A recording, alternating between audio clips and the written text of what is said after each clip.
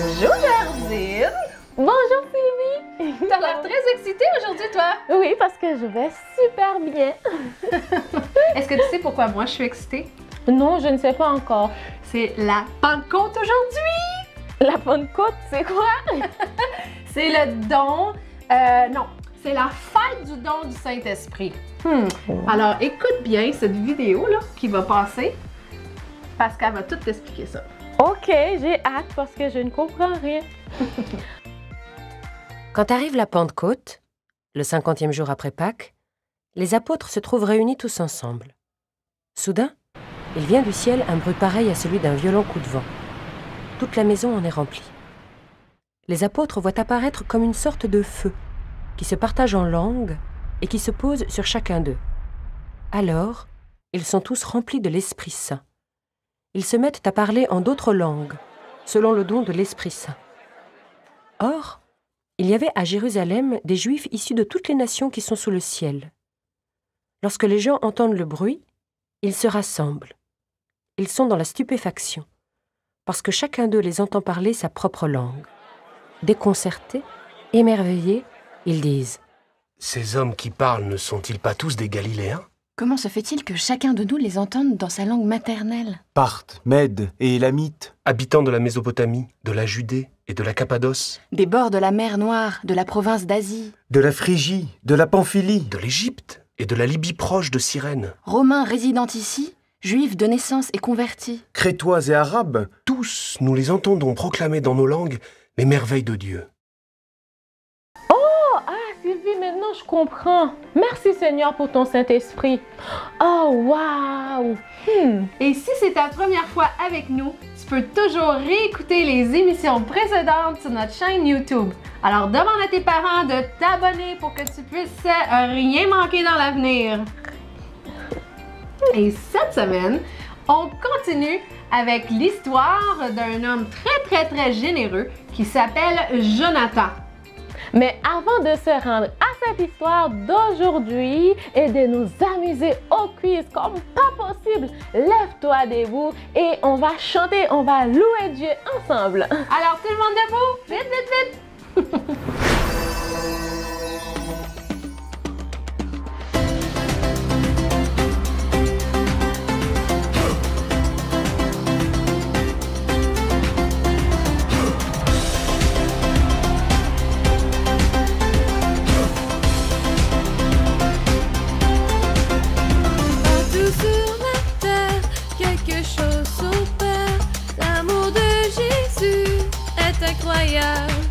Il nous aime tous tellement, d'un amour si grand, qu'on ne voit pas de semblable, c'est incroyable.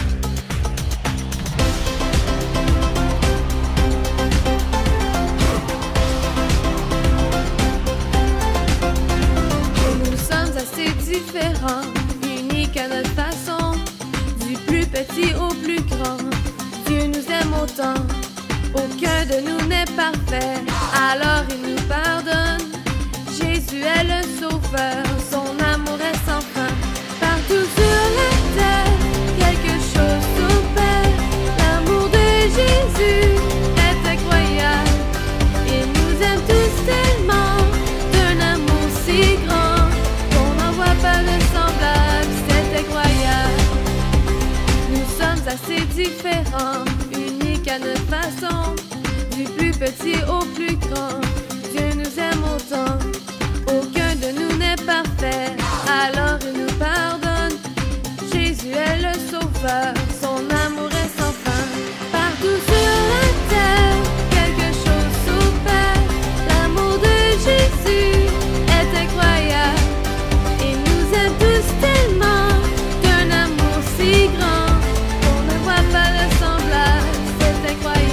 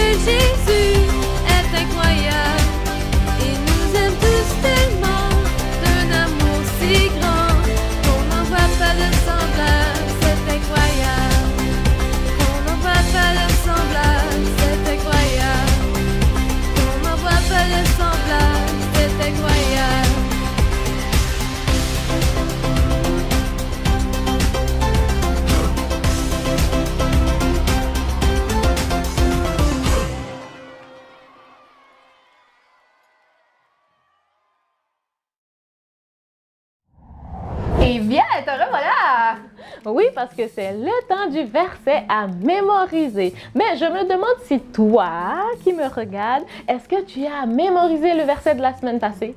Oui, super. C'était Matthieu 7,12 et ça disait « Faites pour les autres tout ce que vous voulez qu'ils fassent pour vous. » Super! Est-ce que tu fais ça, toi, Sylvie? Oui, toujours. Alors maintenant, voici le verset de cette semaine. Cette semaine, nous trouvons notre verset dans Proverbe 17, le verset 17, qui nous dit qu'un ami montre son affection en toutes circonstances. Est-ce que tu aimerais aider les amis, Sylvie? Oui, tu répètes avec moi? Parfait, on y va. Un ami montre son affection Un ami montre son affection en toutes circonstances. en toutes circonstances. Proverbe 17, le verset 17. C'est dans Proverbe 17, le verset 17. Bravo! Vous faites toujours bien ça. Et n'oublie pas de pratiquer ton verset cette semaine avec Sylvie et avec ta famille à la maison. Alors, es-tu prête maintenant pour l'histoire de cette semaine? Oui, alors assis-toi bien et écoute l'histoire de jusqu'au bout. L'amour de Dieu va te surprendre. Et pourquoi on doit écouter, les amis? Parce que c'est le Quiz! C'est le quiz qui vient après. Je sais que tu aimes beaucoup ça. Alors, tu es prêt?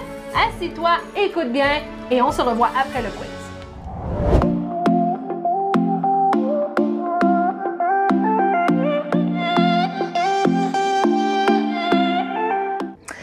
Allô les amis, je suis très contente de vous retrouver aujourd'hui. Nous continuons avec notre série d'émissions où nous parlons d'amour. D'amour, encore d'amour et toujours d'amour. Et aujourd'hui, nous allons parler de Jonathan. Oh, je pense qu'il y a des amis qui le connaissent. Oh oui, j'ai vu des amis qui ont souri. Oui, Jonathan, le fils de Saül. C'est de lui que nous allons parler aujourd'hui. Jonathan qui était un homme très généreux. Il a manifesté une générosité tellement grande. Mais laquelle? Ah, je te fais patienter. Juste attends et tu verras avec moi aujourd'hui de quoi il est question. Alors ici, le Seigneur nous présente Saül qui avait été rejeté par Dieu en tant que roi. L'Esprit de Dieu l'avait quitté et parfois il était tourmenté par un mauvais esprit. Ses proches lui ont suggéré de faire venir un jeune musicien qui s'appelait David. Et lorsqu'il arrivait à la cour David, le jeune David, il jouait de la harpe et cela réconfortait le roi Saül. Nous le trouvons dans la Bible. David jouait simplement de la harpe et cela réconfortait le roi. Alors on dit chaque fois que Saül était tourmenté, David jouait de la harpe et le mauvais esprit s'en allait. À chaque fois. Oh, quel don assez spécial. Après que David eut tué Goliath, écoute très bien, il revint de la guerre comme un héros. Et à ce moment-là, le roi Saül était très fâché. Il a été très fâché et également très jaloux de Saül parce qu'il l'aimait.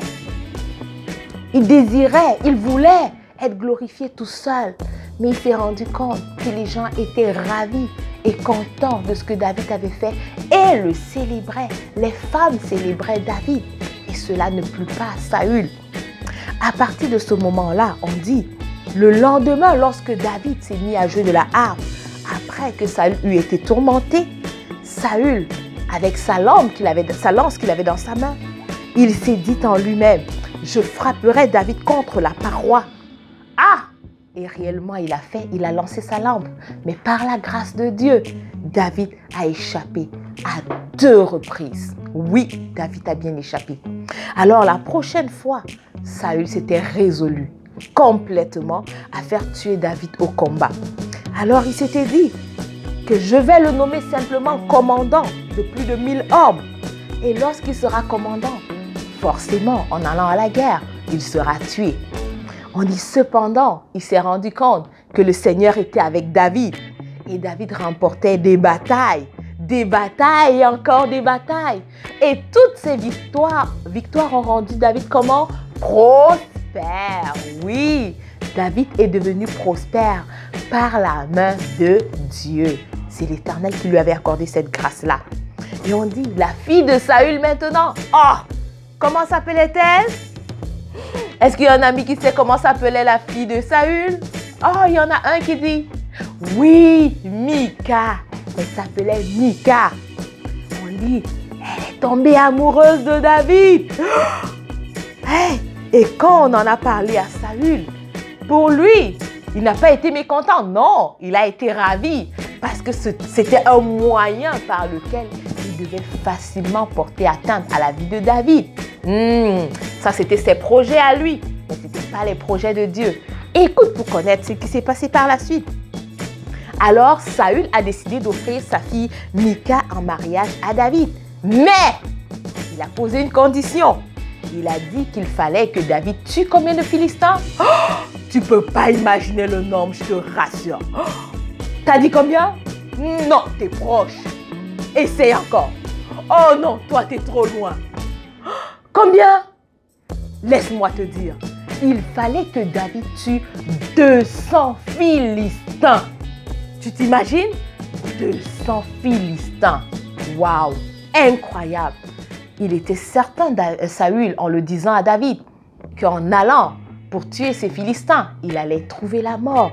Mais il oubliait que Dieu était avec David. Alors, David, qui ne se croyait pas digne de devenir le gendre du roi, a cependant relevé le défi. Ce David, oui, c'était quelqu'un qui aimait relever les défis.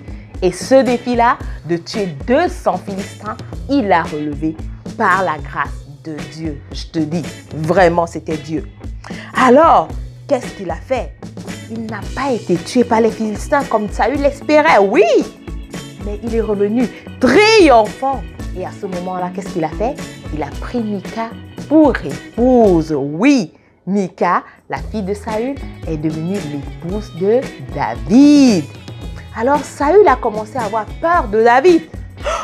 Il a vu, il a été certain à ce moment-là que le Seigneur était avec David. Il a commencé à avoir peur de David. Mais penses-tu que le fait de savoir que le Seigneur était avec David l'a arrêté dans son ambition de tuer David? Oh, jamais, jamais, jamais cela ne l'a pas arrêté. Écoute la suite de l'histoire. Alors, on dit, le fils du roi Saül, qui se nommait Jonathan, lui aussi, un homme généreux. Écoute ce qu'il a fait. Il est devenu un ami intime de David. Il lui avait remis quoi? Sa tunique, son épée, son arc et sa ceinture. Oui, il les a remis à David pour témoigner son amitié envers lui. Ils se sont promis tous les deux de rester amis pour la vie. Oui, ils se le sont promis. Alors Saül a dit à Jonathan de tuer David. Mais il tint sa promesse de rester ami avec David. Et au lieu d'attaquer David, qu'a fait Jonathan? Écoute bien ce qu'a fait Jonathan. Il a averti David que sa vie était en danger. Ça, c'est un bon ami. Des amis comme Dieu. Dieu est le meilleur des amis. David aussi, Jonathan aussi, il était un bon ami pour David. Alors, ensuite, après avoir averti David que sa vie était en danger, il a parlé en bien de David à Saül et il a fait promettre au roi de ne pas nuire à David. Oui, Saül, il a tenu la promesse. Il a fait la promesse à son fils Jonathan. Mais penses-tu qu'il devait tenir la promesse? Oh oui, je sais que vous le savez. Il ne pouvait pas. C'était plus fort que lui. Il ne pouvait pas tenir cette promesse. Alors, après une nouvelle victoire contre les Philistins, David est encore retourné jouer de la harpe pour le roi Saül. À ce moment-là, le roi, lorsqu'il a été tourmenté, écoute ce qu'il a fait. Il a jeté sa lance sur David. Ah oui, et David a encore une fois de plus pu s'enfuir. David a encore pu échapper à la mort. Et c'était toujours la main de l'Éternel qui l'en épargnait. Ah oui, écoute, la lance a pénétré le mur. Mais lui, David, il s'est enfui chez lui. Oui, qu'importe les projets des méchants contre toi. Ces projets ne réussiront pas, tout comme les projets méchants de Saül contre David. ils n'ont pas réussi. Parce que Dieu, parce que le Tout-Puissant était avec David. Alors si tu es avec Dieu, si Dieu est avec toi, sache que les projets des méchants contre toi ne prospéreront point. Alléluia. Amen. Oui, mes amis. Alors écoutez encore. On dit Saül a envoyé des hommes chez David pour le garder sous surveillance et pour le tuer au petit matin. Jusque-là, il ne s'est pas arrêté. Hein? C'est difficile à expliquer, n'est-ce pas? Oui, les amis, je sais, vous n'arrivez pas à comprendre. Comment il essaie encore. Il ne réussit pas, mais il ne peut pas laisser tomber. Non, c'était vraiment plus fort que lui. Vraiment plus fort que lui. Il voulait absolument mettre fin à la vie de David. Alors, Jonathan a décidé d'avertir David au cas où Saül était toujours très en colère contre lui et au cas où Saül envisageait toujours de tuer David. Donc, c'est ce que Jonathan a dit à David. Lors du repas, il devait essayer de voir si Saül avait toujours des projets pour tuer David ou pas. Et si c'était le cas, Jonathan devait aviser David de ses projets malsains ou de ses projets méchants. Alors, qu'est-ce qui s'est passé? Ils se sont arrangés, ils se sont donné un signal bien entendu secret, parce qu'il ne fallait pas que les gens de la contrée le sachent. Ils se sont donné un signal secret. Alors, Jonathan de poser la question à son père Saül. Pourquoi le ferait-on mourir? Oui, pourquoi? Pourquoi? Il veut comprendre pour quelle raison. Qu'a-t-il fait? Parce qu'il ne comprenait pas, lui, Jonathan, il ne comprenait pas. Et Saül, qu'est-ce qu'il a fait? Il a dirigé sa lance contre son fils, tu peux t'imaginer, contre son fils Jonathan. Et il voulait faire quoi? Il voulait frapper Jonathan.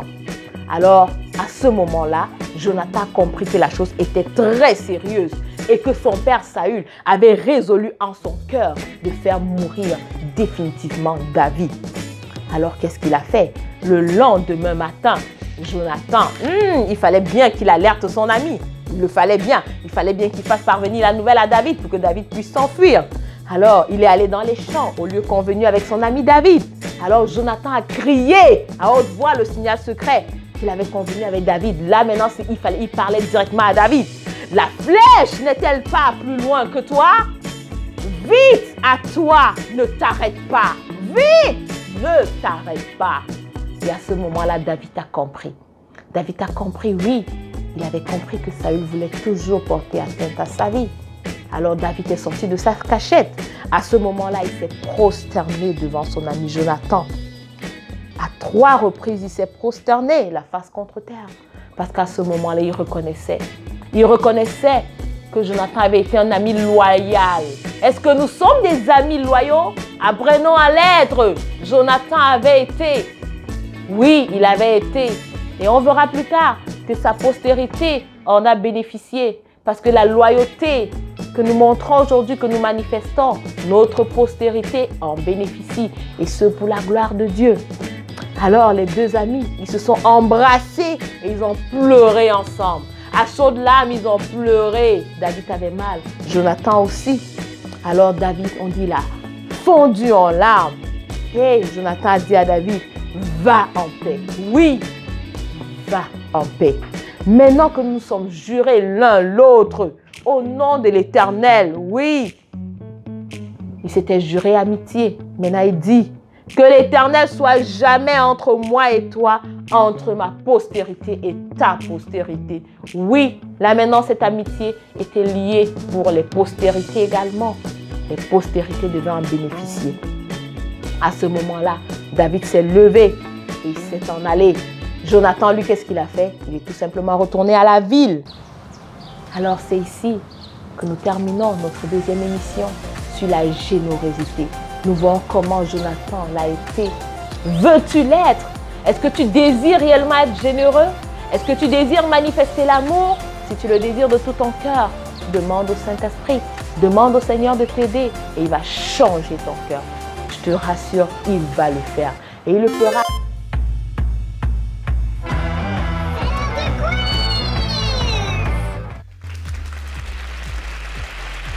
Alors, mon ami, tu es prêt à jouer au quiz?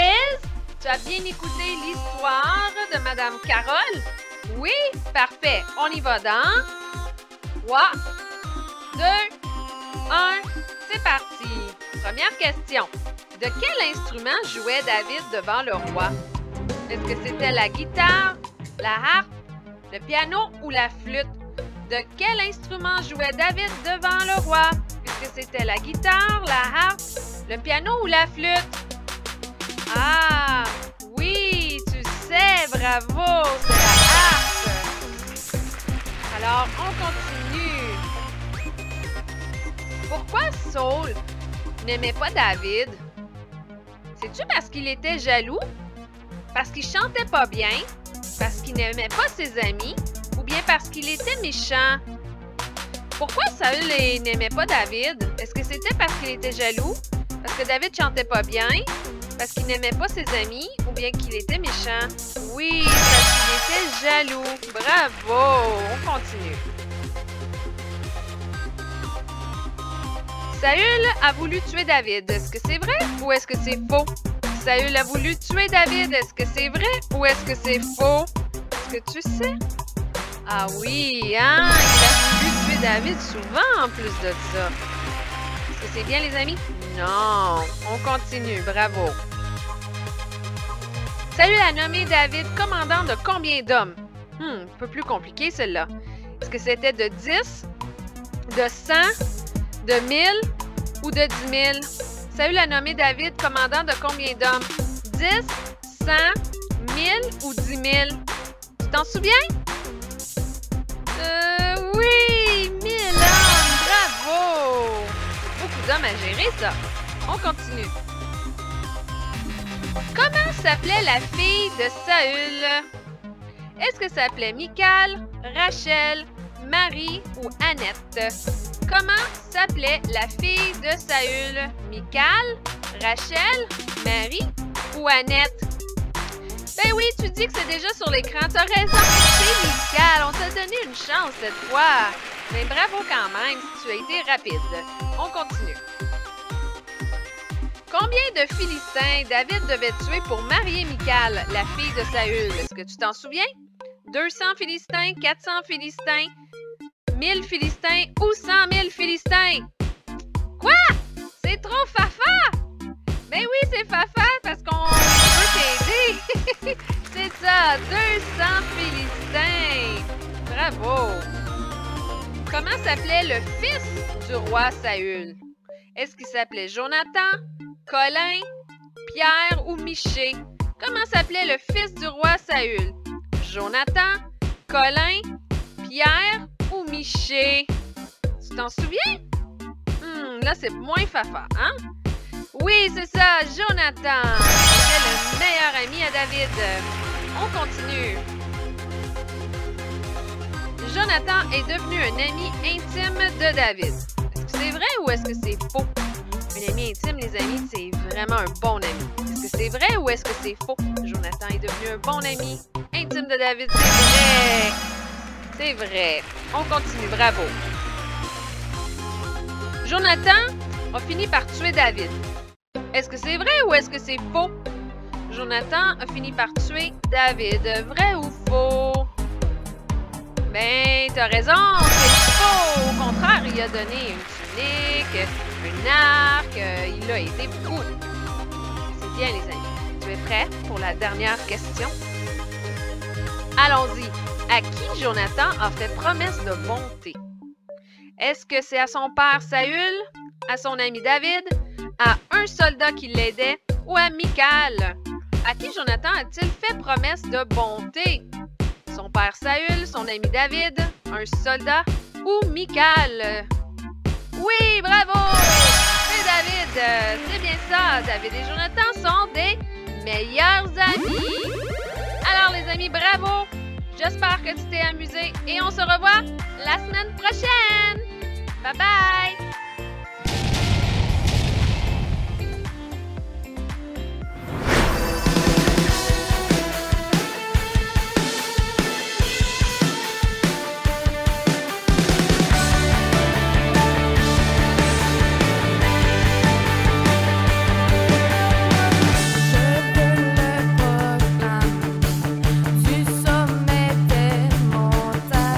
Ta grâce est sans limite.